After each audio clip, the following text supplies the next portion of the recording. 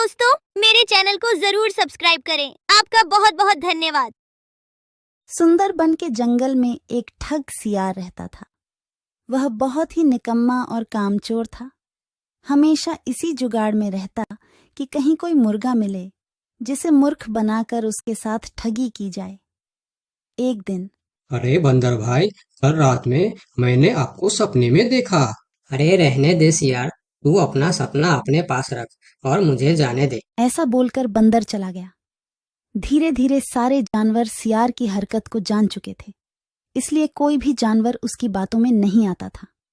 अब सियार समझ चुका था कि इस जंगल में उसकी दाल नहीं गलने वाली, इसीलिए वह दूसरे जंगल जाने का निश्चय किया और अगले दिन सियार अपने जंगल को छोड़कर दूसरे जंगल की तरफ निकल पड़ा।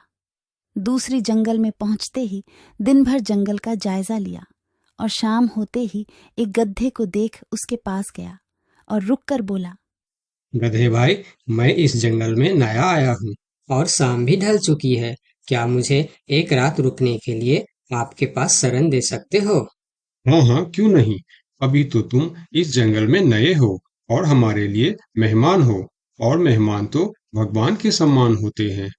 ऐसे कहते हुए गधे ने सियार को अपने पास रोक लिया और उसे सम्मान के साथ भोजन कराया। भोजन करने के बाद दोनों आपस में बातें करने लगे।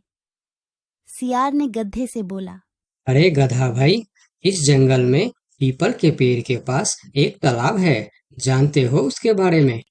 हाँ हाँ, पीपल के पास एक तालाब है। वह तालाब कीचड़ से भरा पड़ा हुआ है। उसका पानी भी बहुत गंदा हो चुका है। यहाँ का कोई भी जानवर उसका पानी नहीं पीता है। सियार ने अपनी आवाज को धीमा करते हुए बोला, क्या तुम जानते हो, वह सोने चांदी का तालाब है। उसके अंदर ढेर सारा सोना और चांदी छुपा है और उस तालाब का मालिक मैं ही हूँ। सियार का बात सुन गधे ने चौंक के बोला, ये तुम क्या बोल रहे हो सियार भाई? तालाब भी कहीं सोने और चांदी का होता है? मैं भी ऐसे ही सोच रहा था। मुझे भी इस तालाब के बारे में कोई जानकारी नहीं था, लेकिन कुछ ही दिन पहले मेरे पिताजी मरने से पहले सारे संपत्ति मेरे नाम की। उसमें यह तालाब भी है और आज मैं अपने संपत्ति देखने के लिए ही यहाँ पर आया हूँ। यकीन नहीं होता तो यह थैली में देख लो, जो मैंने अभी इस तालाब से निकाला है। सोने के गहने निकालकर गधे को दिखाया, जो उसे ठगने के लिए उसने अपने साथ लेकर आया था। गहने को देखकर गधे को सियार के बात पर विश्वास हो गया और बोला, अरे हाँ, ये तो सचमुच सोने चांदी का है। तब तो तुम बड़े ही भाग्यशाली हो, इसलिए तुम्हारे पास ये सोना चांदी का तालाब है। अब सियार मन ही मन खुश हो रहा था। उसे तो इसी बात का इंतजार था। गधा भाई, मुझे इस संपत्ति से कोई भी लालच नहीं है। मेरे पास मेरे जंगल में और बहुत सारे संपत्ति है जो मेरे पिताजी ने मेरे लिए छोड़कर गए हैं। मैं तो यहाँ तालाब बेचने के लिए आया था। सोचता हूँ तुम भले जानवर दिखते हो, क्यों ना तुमको ही यह सब बेच दूं। मुझे, यानी यह सोने का तालाब मेरा हो जाएगा और मैं इस तालाब का मालिक बन जाऊंगा। बेचारा भोला भाला गदहा सियार की चिकनी चुपड़ी बातों में बहुत आसानी से आ गया और गधा सियार से सोने का तालाब खरीदने को तैयार हो गया। दोनों के बीच 4 सिक्कों का सौदा तय हुआ। ठीक है सियार भाई, मैं अभी जाकर हिरन के पास से 4 सिक्का लेकर आता हूँ। मेरे पास अपना घर न होने के कारण मैं अपनी सारी कमाई हिरन के पास ही रखता हूँ, और जब भी मुझे जरूरत पड़ता है मैं उससे ले लेता हूँ। ठीक है गधे भाई, लेकिन ध्यान से, जंगल में किसी को इस बात का पता नहीं चलना चाहिए, वरना जंगल के सारे जानवर मेरे पीछे ही पड़ जाएंगे। ऐसा बोल सियार गधे को भेज देता है और गधा हिरण के पास जाकर अपना सिक्का मांगता है। गधे भाई, घर में सब ठीक तो है ना? आज आपको अचानक से 4 सिक्कों का क्या जरूरत पड़ गया? अरे वह अपने जंगल में जो तालाब है ना, मैं उसे खरीद रहा हूँ। तालाब खरीद रहे हो? क्या करोगे तुम तालाब खरीद के? तालाब का तो पता नहीं, लेकिन उसमें जितना सोना चांदी है वह सब मेरा हो जाएगा। तालाब में सोना?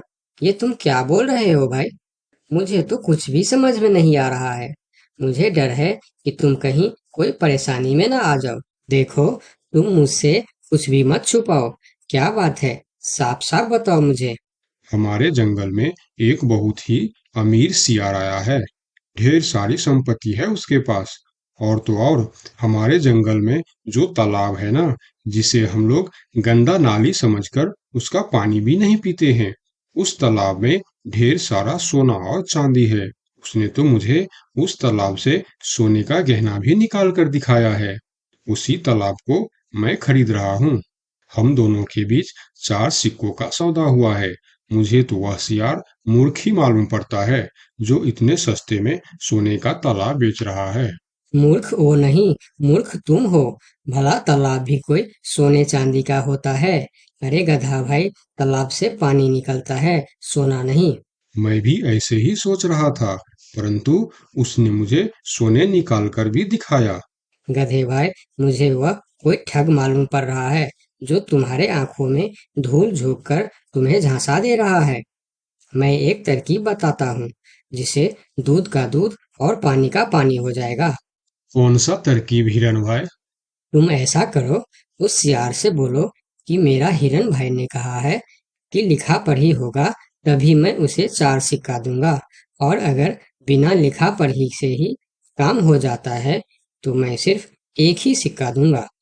अगर वह तालाब सच में सोने की है तो वह लिखा पढ़ी जरूर करेगा, नहीं तो वह एक सिक्के में ही मान जाएगा।